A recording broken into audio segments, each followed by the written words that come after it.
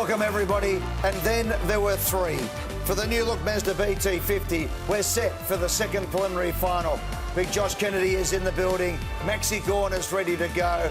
And so too are three of the biggest names in the history of AFL football to talk through West Coast and Melbourne, the sudden death preliminary final. The winner will be on the MCG next Saturday, this time next Saturday, to take on Collingwood in the Premiership of 2018. Paul Roos, Gary Lyon, Dermot Brereton, welcome, boys. Here we go again. It's preliminary final day. And welcome to you, Ed, President of Collingwood Footy Club. Do you know that? Wants to spend, actually said, can we spend the first half hour on last night? We said, we've got to look forward. Well done, Ed. Okay, but I thought we were doing a replay. Let's go. Very, very good. I just hope today, boys, last night we saw a red-hot Collingwood play against a out-of-form Richmond. I want to see two teams playing really good footy today.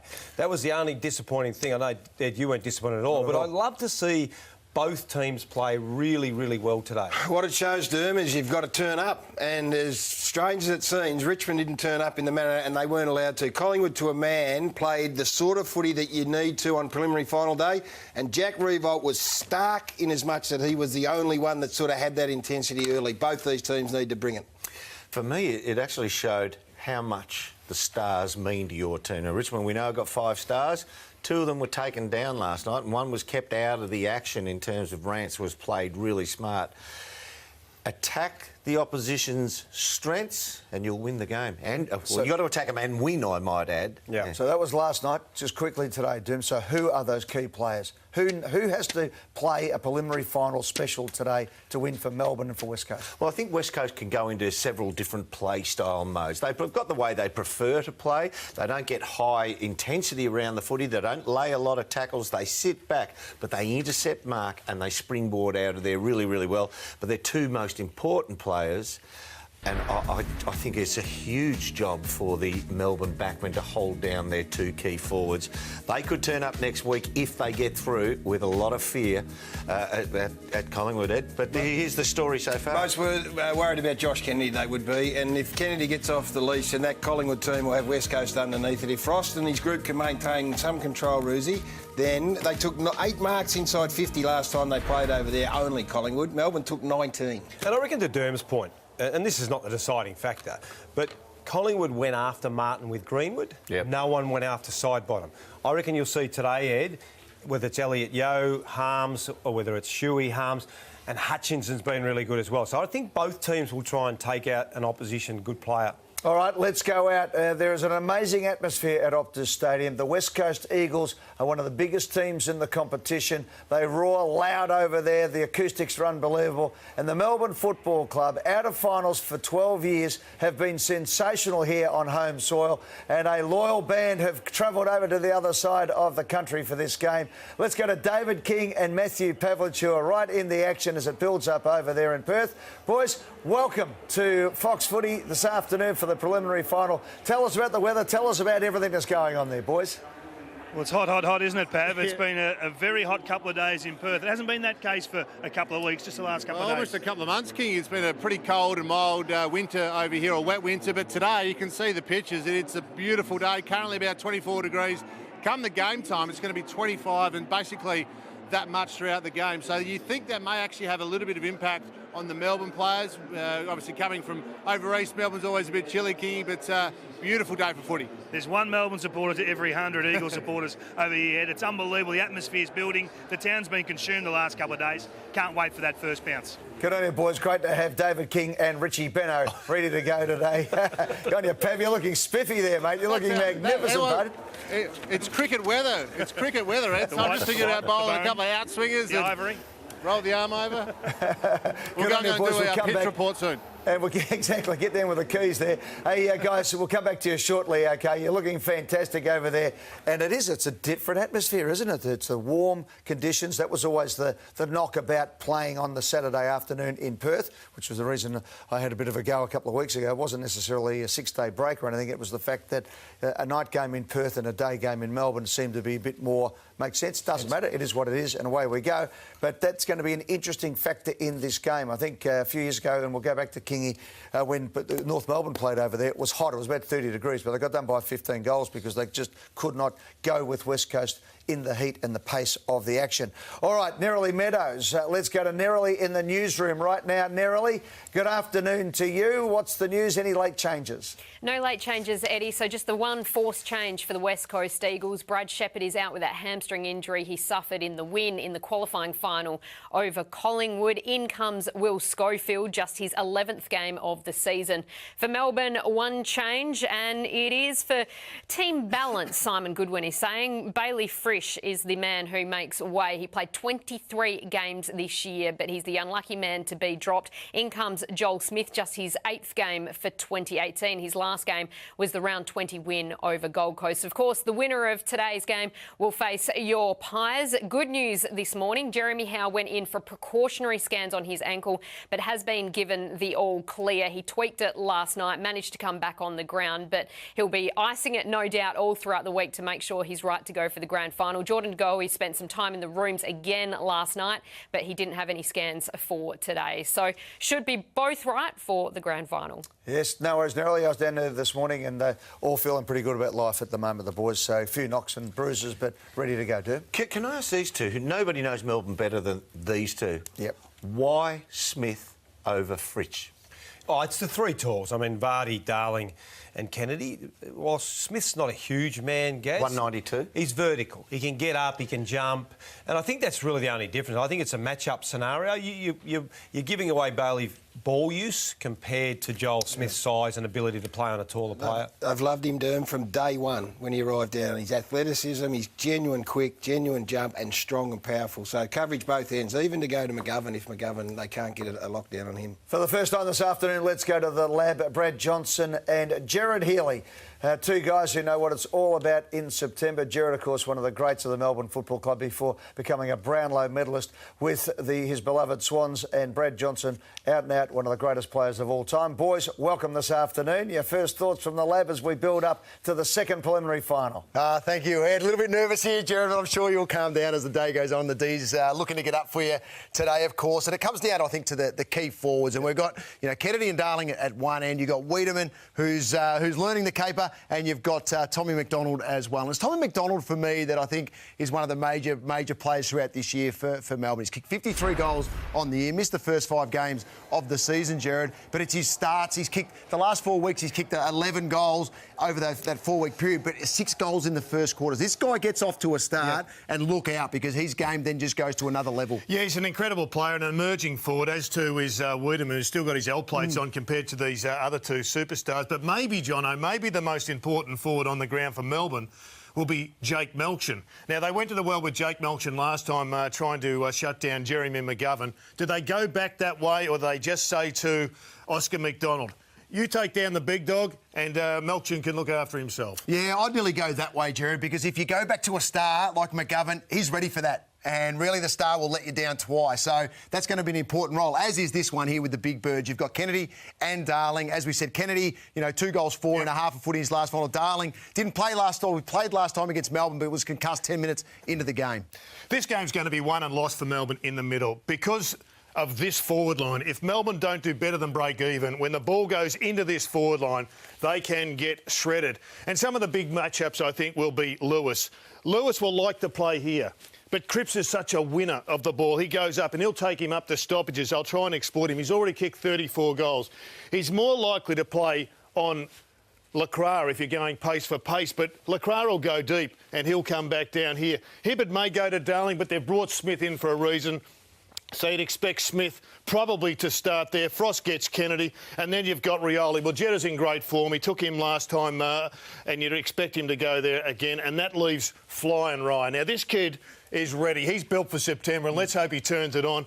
Maybe Salem is the man to go with him. And then, of course, you've got this extremely viable options down here. They play an extra tall. This is why they're so flexible, the forward line for the Eagles. Oscar McDonald, well, he may get caught out on one of these others if they whip the ruckman off. So Adam Simpson, he has got a lot of checkers that he can play with and swing it around, and Adam Simpson is going to really test out the smarts in the Melbourne box. Yeah, it's great work there, Jared. It's really going to drive the conversation, I think, today, thanks to the Mazda, the new look Mazda BT50. Is it going to be these big birds, Gaz, or will it be the smalls of West Coast or Melbourne for Melbourne that dominate this contest? Well, as the game wore on against Collingwood boys, Kennedy and Darling had missed a bit of footy. They got better and better and better. The last quarter, when it was up for grabs, they took 6 marks between them and they looked ever dangerous. I'm thinking that Frost gets Kennedy. Straight line lead. Frost is your man. We know he's got unbelievable closing pace. He goes to Frost, and it's just whether to Kennedy rather, and whether it's McDonald or Hibberd that goes to Jack Darling.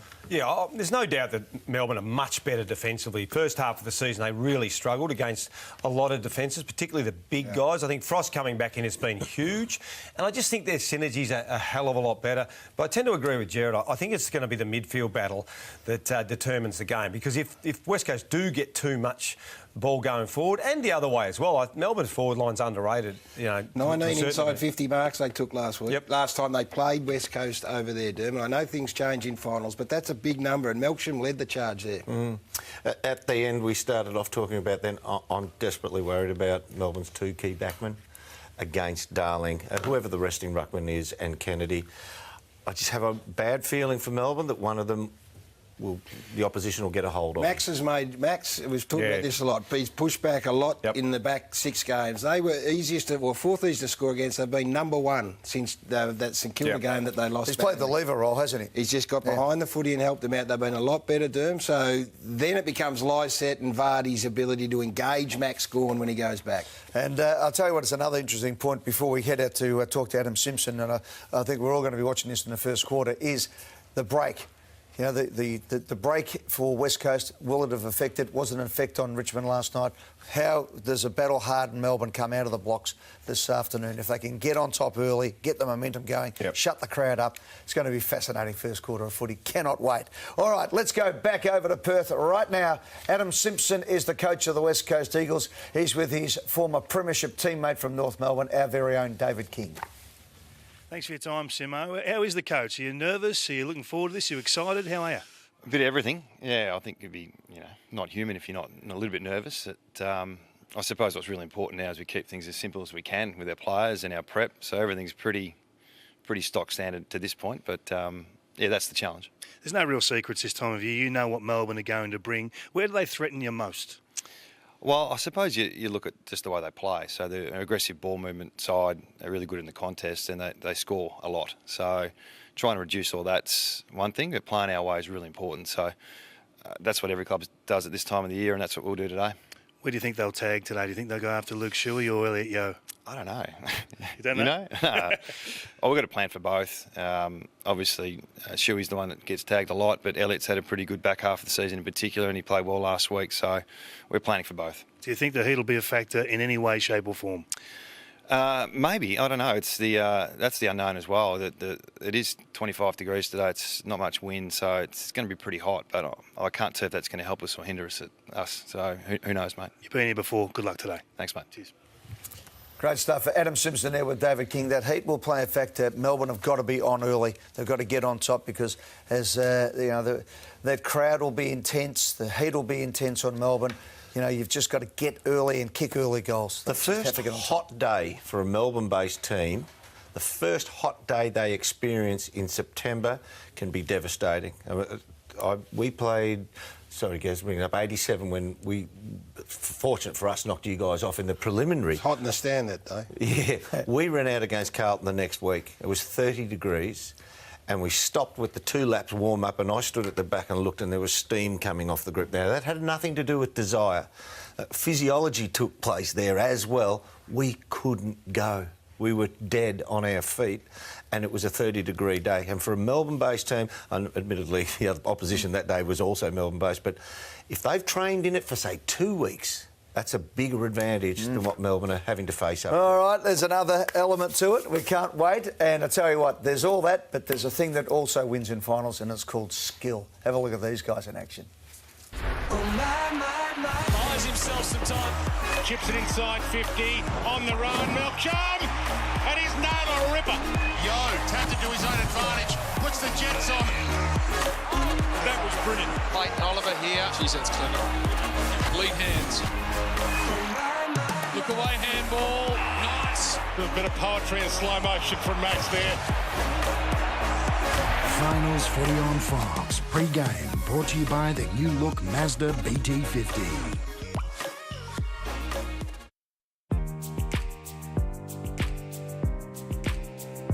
Hey mate, what's going on? How much? How are you? I'm right. You? Good to see you. I'm all right. I'm all right. Competitiveness is first cousins with jealousy, and that's kind of a constant theme when we're talking to footballers. Over those years, 12 years since your last final series in 06, every year, did you feel that motivation build within yourself? Yeah, I think it was probably sort of 4 or 5 years ago that I sat down with Ruzi and Josh Marnie, Peter Jackson. It was about a time I was going through a contract extension, and we had dinner in the city, and my wife was there, and we were just discussing about where the club was going, or what's the next. I just wanted to know what it looked like. Yeah. And they were super confident where they were going, what steps were going to be put in place, and a part of me was totally invested in that. And then I sort of walked away and was like, I've been told this so many times, this had been my 6th, 7th coach at the time. But it was hard not to believe them because of, the respect they commanded, particularly, Ruzi, Josh and Peter Jackson.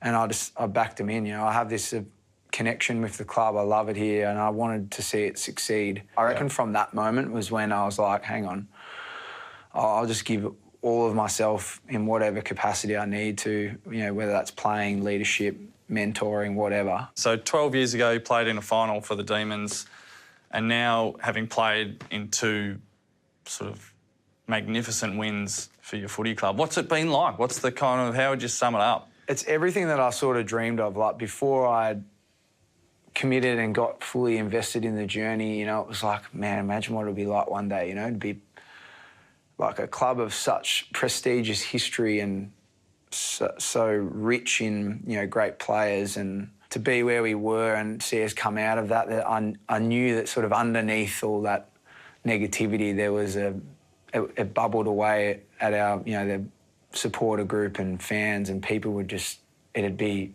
something else. I think the last couple of weeks vindicated the decision that I made, and I reckon the club's direction in embracing, our fans and trying to bring them along on the journey with us. To have 2 consecutive games of 90,000 people and our fans dominating the crowd, it was surreal, like almost a 23rd man for the team.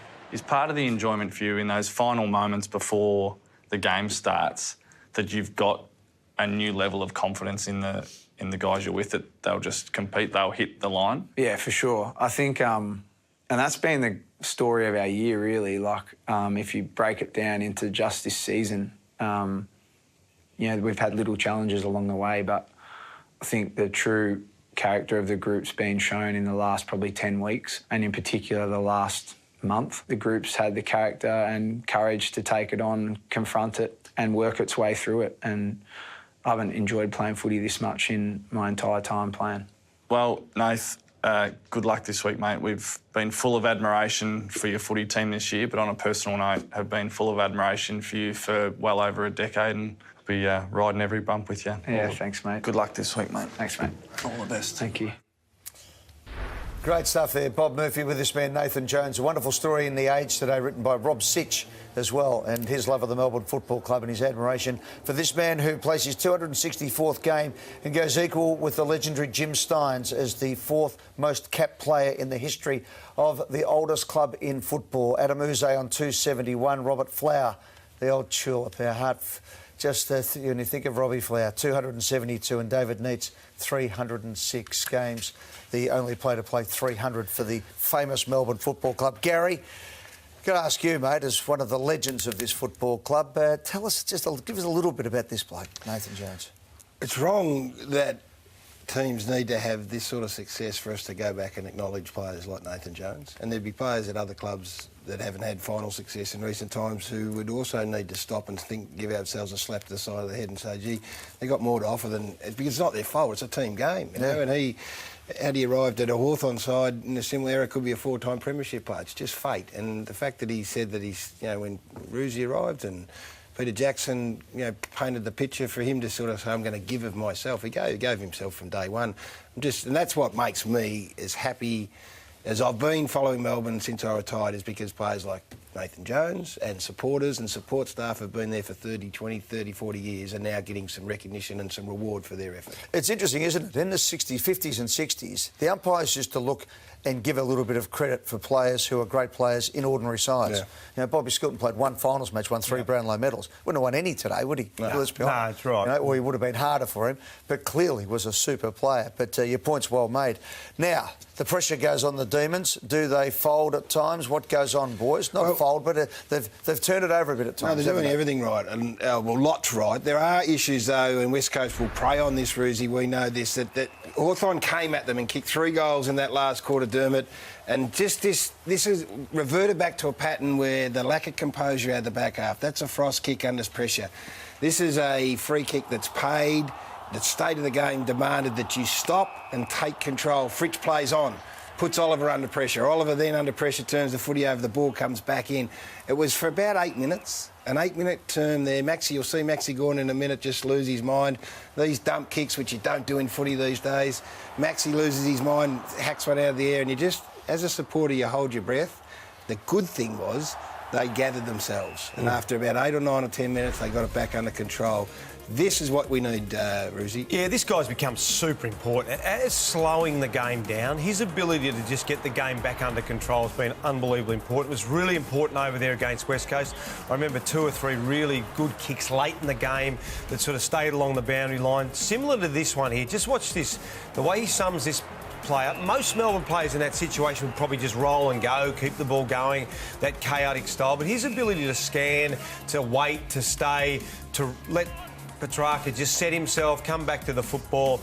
And I think they're going to need a bit of that today, Eddie. I think, you know, we saw it again late against West Coast. I thought Salem, when things needed to be just calmed down a little bit against the Eagles, he was the guy that did it, and I think he'll be super important for That was today. the perfect play to show, wasn't it? Salem's composure with the footy and kicks it to Petrarca. He actually played on and kicked it to Hawthorn. Yeah. So you got the 2 contrasts of exactly what you're talking about. You pray in these clutch situations that the ball ends up in the hands of one of your A-graders. I mean, they've seen it all month. Get it to the right blokes. Gee, it makes a big difference. Let's go out to Perth again, Optus Stadium. David King and Matthew Pavlich. It is cricket-like weather. We've got the Fox Cricket station now going, boys. It's magnificent over there. We've just had a look at Melbourne. Let's go through the West Coast Eagles now.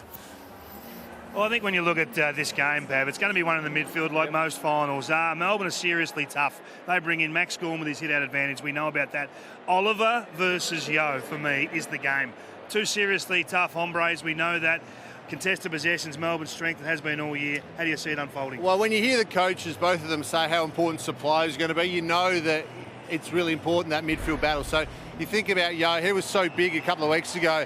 But Oliver's been enormous the last couple of weeks. He had 30 disposals in that first final against the Cats, 18 of those contested, 22 against the Hawks last week. Didn't have his usual output, but still tackled. He had 8 tackles and 23 last time. So important at winning the ball and dishing it out. Yo, on the other hand, well, he was best on ground by absolute mile in this qualifying final against Collingwood. He had 36 disposals, 24 of those contested, so he's an absolute star, and he'll go a long way to winning this game for the Eagles. You would think that Hutchings would go to Brayshaw, because seeing that worked last week, and you would think that they would lock away Shuey with harm. So it comes down to the matchup for us, Yo versus Oliver, who can hold sway. Good on you, boys. Changing face of football is when the 2 hard men of the game are called Elliot and Clayton. Whatever, Barry and Kevin and Ross. Only you would pick that up. You would have thought it was on the bill at a Shakespearean play. But they do have a Jack who is very hard. There's a Jack in there. That might have been the end of Bailey. Exactly. All right, let's find out the odds. Bill Baxter. Here's an old name. There Billy we go. Baxter. Bill Baxter from Bet365. Go on here, Bill. Thank you, Eddie. Playing in their first prelim final since the year 2000, Melbourne will start as slight underdogs at $2.05, while West Coast, with 3 wins from 3 prelims in Perth, are $1.80 favourites, with the line at 3.5 points, $1.95 for both sides of the line. West Coast 1-39 is your favourite in the margin market at $2.35, just ahead of Melbourne 1-39 at $2.50, with West Coast 40 plus up next at $6.50, and Melbourne 40 plus is your outside at $8.50. A tight, high-scoring game is expected. Josh Kennedy and Tom McDonald share top spot in the goal scorers market at $8 to be first goal scorer, while Jack Darling, who kicked 2 against Collingwood in week 1 of the finals, is $1.62 to kick 2 or more in the match. And get paid as a winner when your team leads by 24 points or more, even if they go on to lose. We paid out Collingwood backers 4 minutes into the second quarter last night. The early payout is open to eligible customers only. Visit bet365.com.au as T's and C's apply, and please gamble responsibly. Finals Footy on Fox. Pre-game brought to you by the new look Mazda BT50.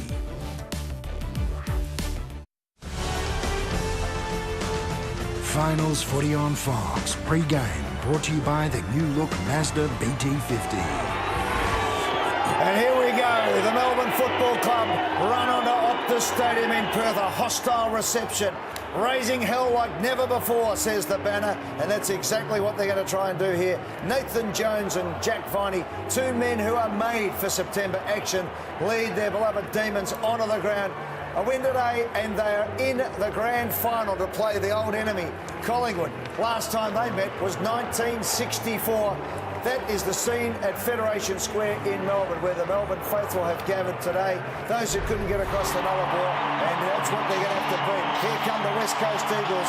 They are ready to go. The crowd have gone nuts. They are on their home deck.